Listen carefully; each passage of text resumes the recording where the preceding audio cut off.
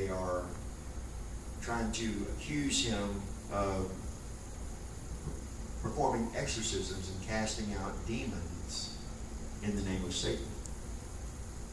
Think about that for a minute.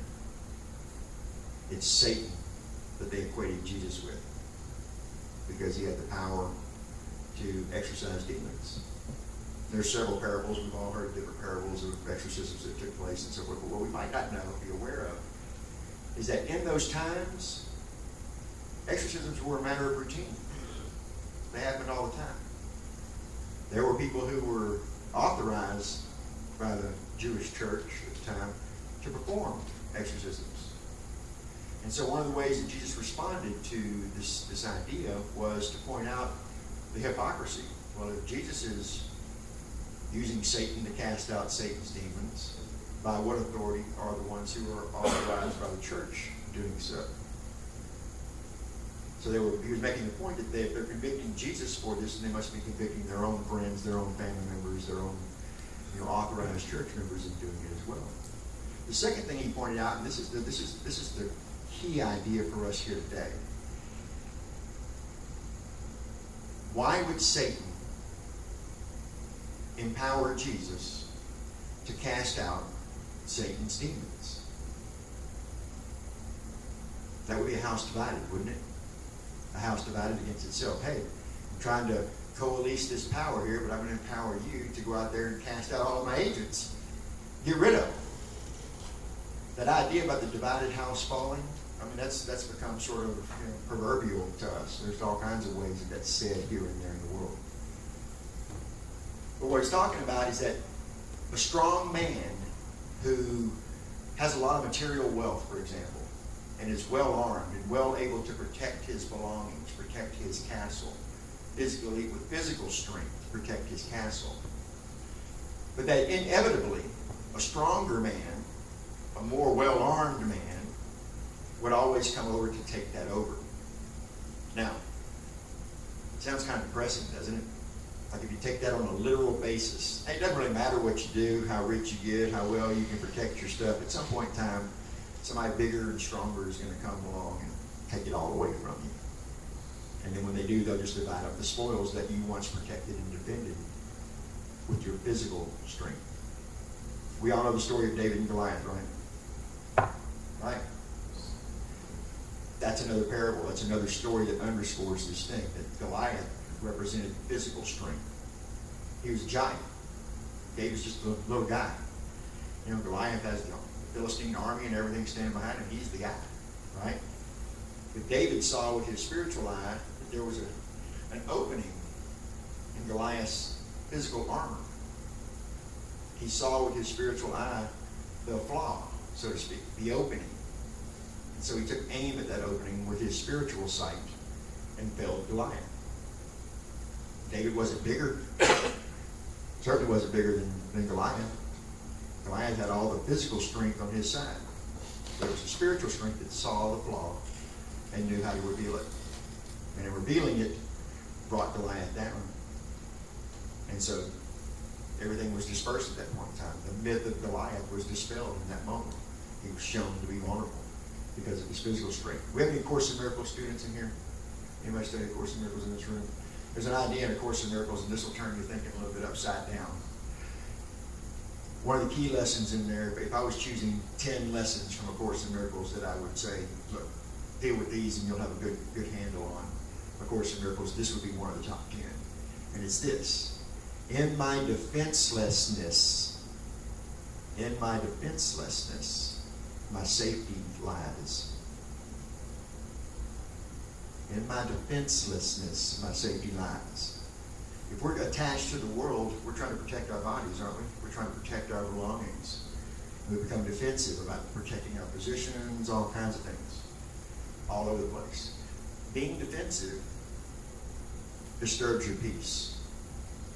And if it disturbs your peace even a little bit, your peace is destroyed completely. There's no such thing as being a little bit at peace. We are either at peace or we're not. And I promise you, you can test this in your own lives. You'll probably be convinced by the end of the day, if you just think about it on a straightaway basis, that If you are attempting to defend something, you're afraid of losing something, there is no possible way that you can ever be at peace, because you're always on guard to lose that thing. So what do we do about that? How do we persevere through that? And as y'all know, we've been talking about the 12 powers all year now. Y'all are the only Unity Church in Central Texas here, and actually going all the way to East Texas, as it were, Southeast Texas, that has heard every one of these talks this year on the 12 powers.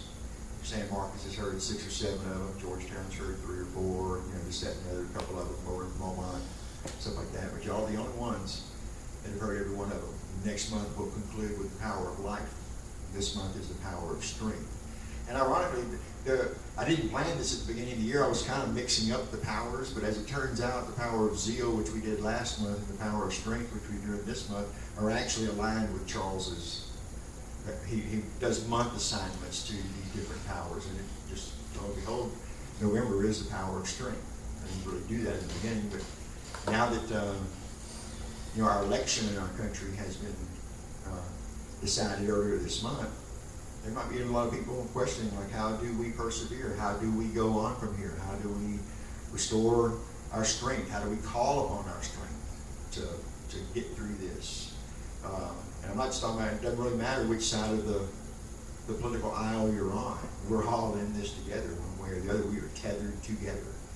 And it is up to us, individually and collectively, to take charge of it and take responsibility for it. We run down the 12 powers this year. The power of will is the executive power. Whatever the will decides, the body lines up and goes along with it, right? Power of love is the harmonizing power, brings disparate forces into alignment, into harmony with one another. The power of faith, which is our daily word today, is our perceiving power. It allows us to see potentials, even with no physical evidence that those potentials or those demonstrations or expressions are possible. So it's a perceiving power, and it's linked to the power of our imagination, which is the projecting power. Our faith sees something, perceives something in potential, and our imagination starts putting clothes on it, so to speak, dressing it up, putting color, form, texture. These songs that I write, same thing. I have an idea in my head that I perceive in my faith, and I use my imagination to begin projecting it into reality. From my imagination, I speak with my voice, the power of my power, which is my creative expressing power, the power of our word. Anybody read the 4 agreements? John Miguel Ruiz's 4 agreements. Number 1, be impeccable with your word. Be impeccable with your word. Make sure that your word is in alignment with your thoughts and your belief systems, so that you don't speak inconsistently. If you speak inconsistently, if you express your power inconsistently, you're going to get inconsistent results, right? I mean, that's the way the law works. We can't get around that. We can resist it. We can misuse it. Or we can correct ourselves and actually get in alignment with it and use it as intended. If we're going to express our divine potential here, we're going to maximize our expression, maximize our demonstration in accordance with spiritual principles, then we must be exacting with our words. When Charles discusses the power of strength in the 12 powers, he talks about it in terms of the law of mind action. Okay, so I'll restate the law of mind action. It's pretty simple. It's one of the key metaphysical concepts in Unity teachings. And the law of mind action is basically the metaphysical trinity, which is mind, idea, expression. Mind, idea, expression. So it looks like this. Elohim, Elohim, represents divine mind. That's where all the cosmic stuff, all the creative principles, the laws exist in potential. That's also the realm of all divine ideas. And one of those divine ideas is what we call the Christ, which is also known as the Jehovah God. So the divine mind is Elohim. The idea, the divine idea of the perfectly realized spiritual human is Jehovah/Christ. The expression of that idea is the Adam man, A-D-A-M. And if you recall back in Genesis, it says, God created them all, male and female alike. And in potential as a divine idea, we all have masculine energies and feminine energies. Much of our history has been about one side or the other trying to deny the other aspect of their humanity. The masculine trying to repress the feminine trying to push out the masculine. The idea is balance. The divine idea is balance, that we all have those tendencies. It's like yin and yang. We live in a dualistic concept, don't we? Heaven, hell, zeros, ones, black, white, good, evil. We got all kinds of dichotomies and dualisms. But in the Hindu cultures and the Eastern cultures, they don't think dualistically. It's like non-dualism there.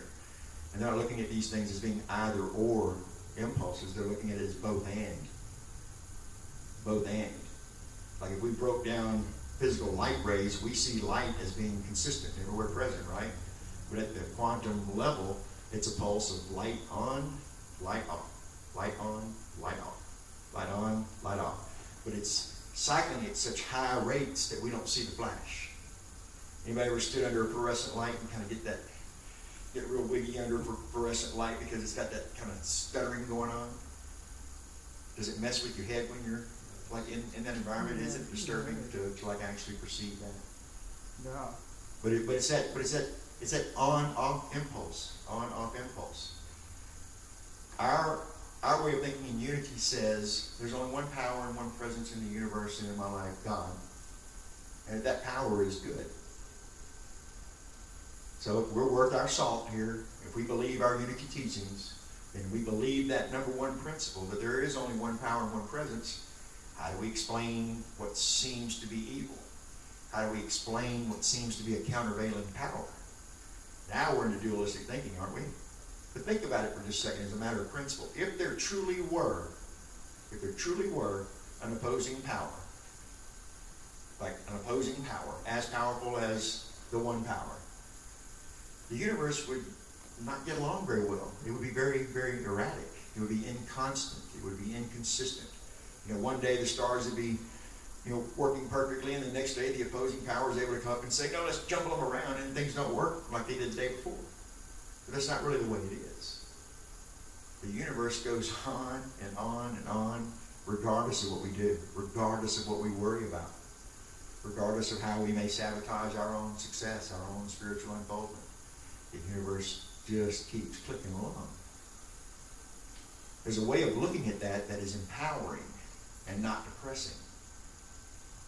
But first we have to accept who we are in that alignment. Unity principle number 2 says what?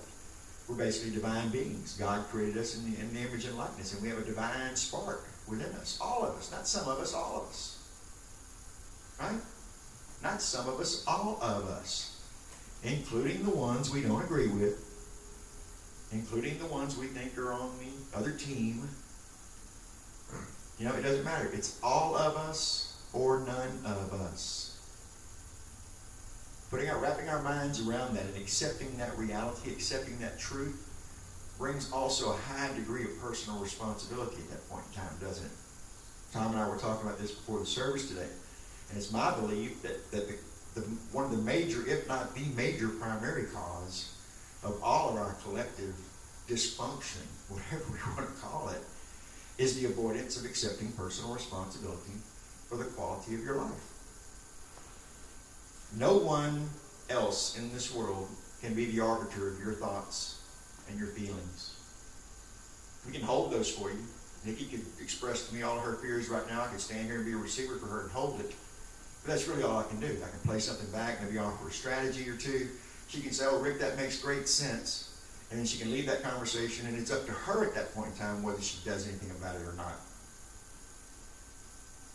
People sometimes think that unity is we're tree huggers, or it's just a very lax kind of thing. And I'm telling y'all, folks, nothing could be further from the truth. Because if we are going to live these principles, it requires a high degree of personal responsibility. A high degree of personal responsibility. What does that look like? It looks like simple willingness. Of course, in Miracles, I'll refer to that again. It has this concept in there called little willingness.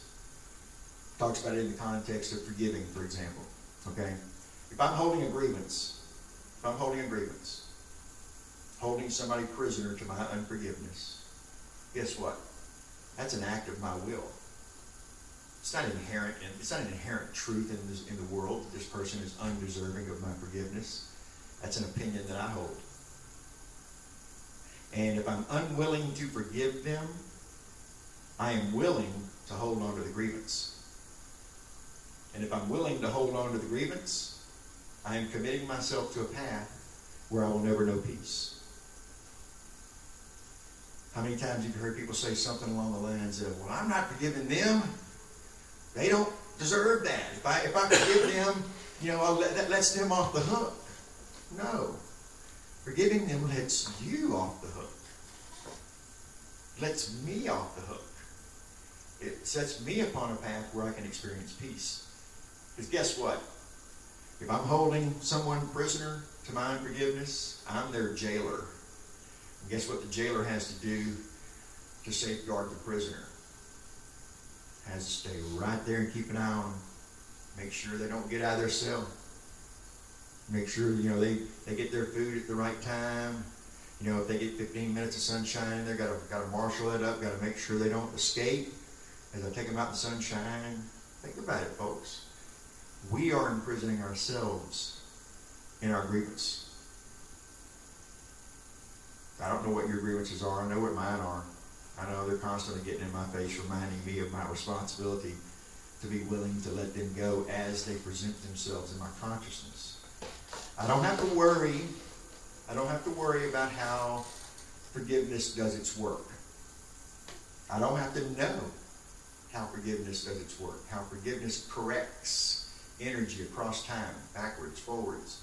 You could hold somebody prisoner to your grievance for 10 years. And if you had a true clearing and a true willingness to forgive, all that energy over the past 10 years that you invested in that was negative energy in your life is dissipated. The past is erased. And I don't have to go back and figure out every single moment when my unforgiveness was really mean or disturbing my peace and have to go back and correct every single little moment or instant. I just have to be willing to let go of the energy. And when I let go of the energy, guess what? All that energy that I had focused in that one way dissipates into my body and is able to be used in productive and creative ways in my life.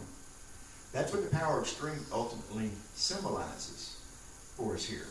Is that the power of strength, if I'm only focused on being defensive, if I'm focusing on protecting and defending my physicality, then I'm running around braced for action, aren't I? Can't let my guard down. Our whole culture has created this, cyber security kind of environment. Our news cycles every day remind us of all the reasons we should feel afraid, don't it? There's never a lack in the news cycle for something to plug into, is there? Every single day. And as Pink Floyd says, and every day the paper boy brings more. Because that's what the world does. The world gets in our face. It challenges our peace. It challenges our spiritual beliefs. And it's up to us to turn that around. The world has been going on this way for thousands of years. Does anybody really think that the world's energy is going to change in order for me to be at peace? In order for you to be at peace? The world's going to continue being what the world is. We're not necessarily in charge of what's happening to us, but we are absolutely in charge of how we go through that experience. We can go through it being in cooperation with Spirit. We can go through it being aware of spiritual principle and how to employ them in our lives. Or we can resist. We can ignore. We can even misuse.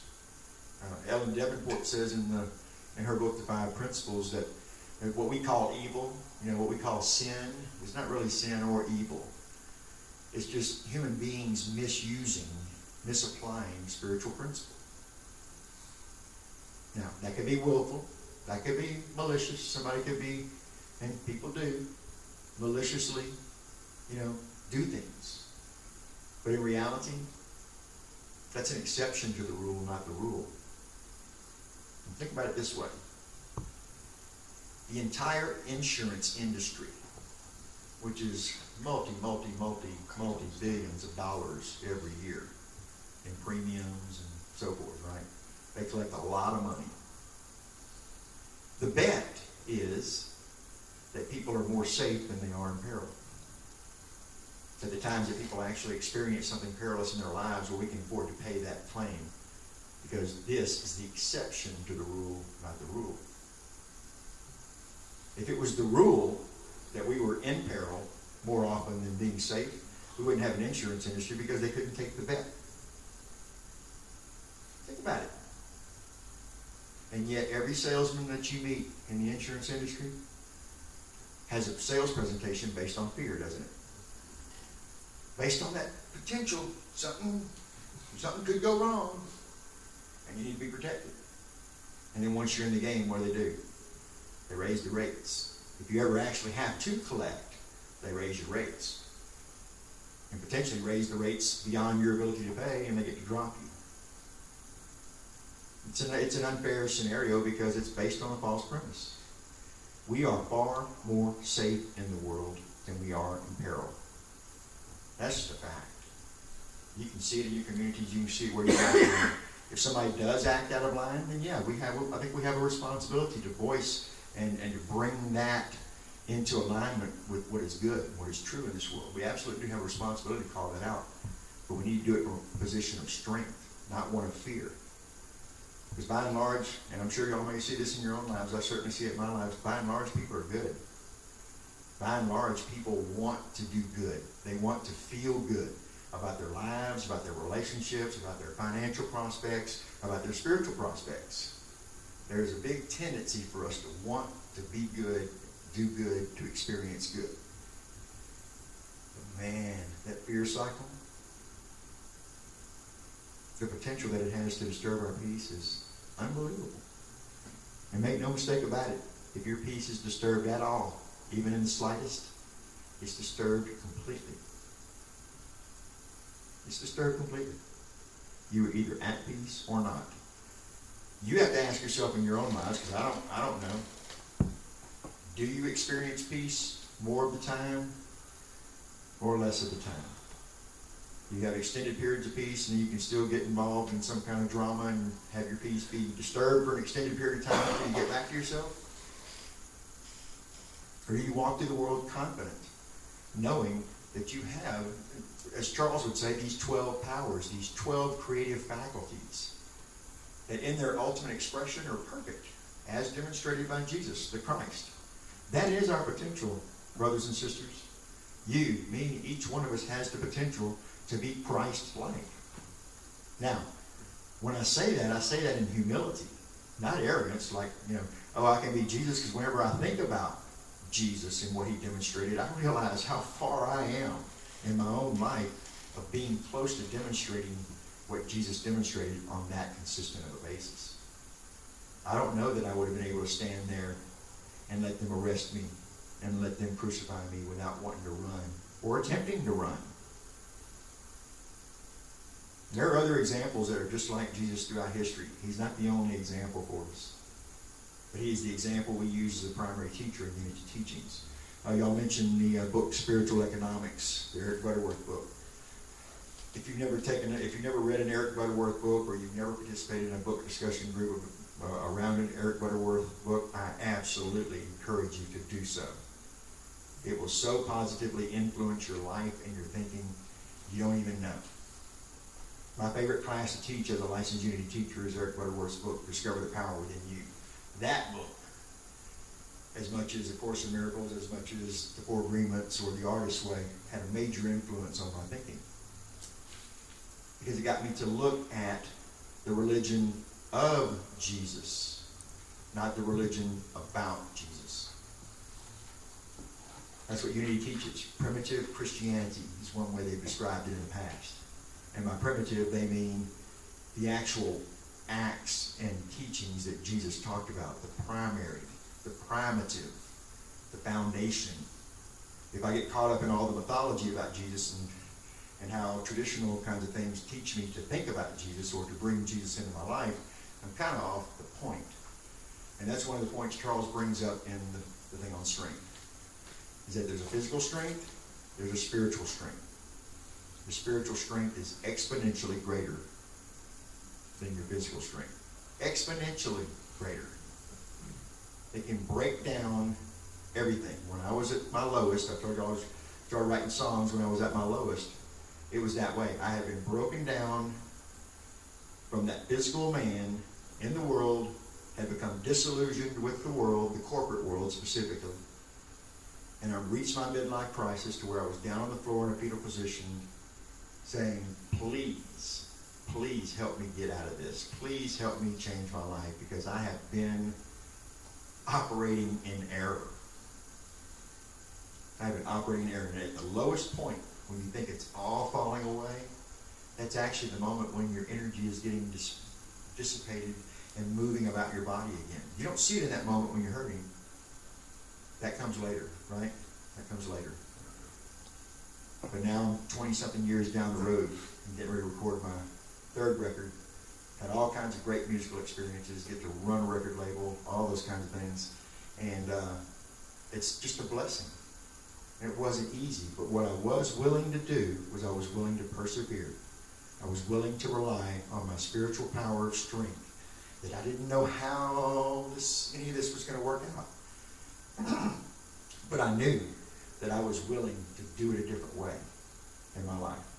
I was willing to forgive, let go of every grievance that was in the way of my creative power, that was getting in the way of my peace. Please, just take it all away. And it doesn't get taken all away at once. It reveals itself a little at a time, doesn't it? You kind of think you're doing okay and that you've forgiven everything you need to forgive, and then something comes along, pushes a trigger, and you realize there's another unhealed aspect of you. But every unhealed aspect of you, none of them are worse than the other. There is no degree. There is no degree. Whatever we are experiencing, if we're still alive and we're still breathing, there is still more work to be done. There is still more spiritual unfoldment ahead of us. And it's in that spirit I leave y'all today with those thoughts on the spiritual power of strength. Remember, a house divided will fall. If you're feeling at conflict within your own self, you are that house divided. Doesn't mean that's the truth of you. Doesn't even mean it's the permanent truth of you. It's a temporary thing. But we have to get involved. Brothers and sisters, I've said it before in the past, like all these spiritual gifts that we have, they don't develop on their own. Just because you become aware that you have a power of love doesn't automatically make you loving. Just because you have a power of faith doesn't mean you're applying it correctly. As I said before, you have a perfect power of faith. You have a perfect power of faith. You're not lacking any faith at all. It's not a question of faith. It's a question of what you're placing your faith in. For us in unity, we're to place our faith in the Christ within. We're to place the faith in that in our consciousness. And that however we get tossed about, that we know that we can go back to that Christ consciousness and rely on that. Right? And when we return there, knowing that power is within us, knowing that spiritual strength is within us, things begin to settle down. Because we're reminded that there's no need to fear. I don't need to quote this or not. There's so many examples of it throughout the Bible, it's easy to find. But God promises that for all of us that put our faith in Him first, that we will be protected. We will be protected. The question is whether we believe that or not. Because you won't really try it. You won't really employ it in your life unless you believe that's true. Which gets all the way back to the beginning of this discussion where I was talking about in my defenselessness, my safety lies. That when I can let down my defensiveness, when I can let down my fight, and return back to the truth of God's presence all around me, that I'm a divine being created in the image and likeness of God, that I have the same potentials as Jesus Christ Himself in terms of demonstrating. I may never achieve those potentials or express those potentials, but knowing that I have more that I can develop, I don't know about y'all, it's very empowering to me. It's very empowering to me. It keeps you from going too far down into stinking thinking kind of thing. That's what we talk about in sales. No stinking thinking. As a man thinketh, so is he. Unity principle number 3. We create our lives through the thoughts and feelings we hold in consciousness. That's the same thing as a man thinketh. It's the same thing as you sow, so shall you reap. But remember, it doesn't happen automatically. It requires a high degree of willingness. It requires a high degree of personal responsibility. But you know what? I believe that each and every one of us in this room are up to it. If you don't believe it for yourself, know that I believe it for you. I'll believe it for you until you can believe it for yourself. And if you can believe that Rick believes that, if you can believe that Rick has faith in what he just said to you, even if you don't believe it for yourself, if you can believe that I believe it, that'll be enough. That'll be enough for today. That'll be enough for tomorrow until you can do it yourself. That's what we're on. That's the Great Commission, isn't it? That's what we're supposed to go about the planet doing. Reminding each one of us, everybody we meet, everybody we encounter, hold the intention for the Christ for them. The power of strength, the power of spiritual strength, stability, steadfast, persevering. It's not about whether you can run the Boston Marathon. You know, that's physical strength. That's physical endurance. Nothing wrong with it. In fact, there's a lot right with it. But it's only one facet. It's only one facet of the spiritual strength that we have. And ultimately, the spiritual strength is way more powerful than the physical strength. You can take that to the bank. Somebody play a song for y'all? Yes. Oh, yeah.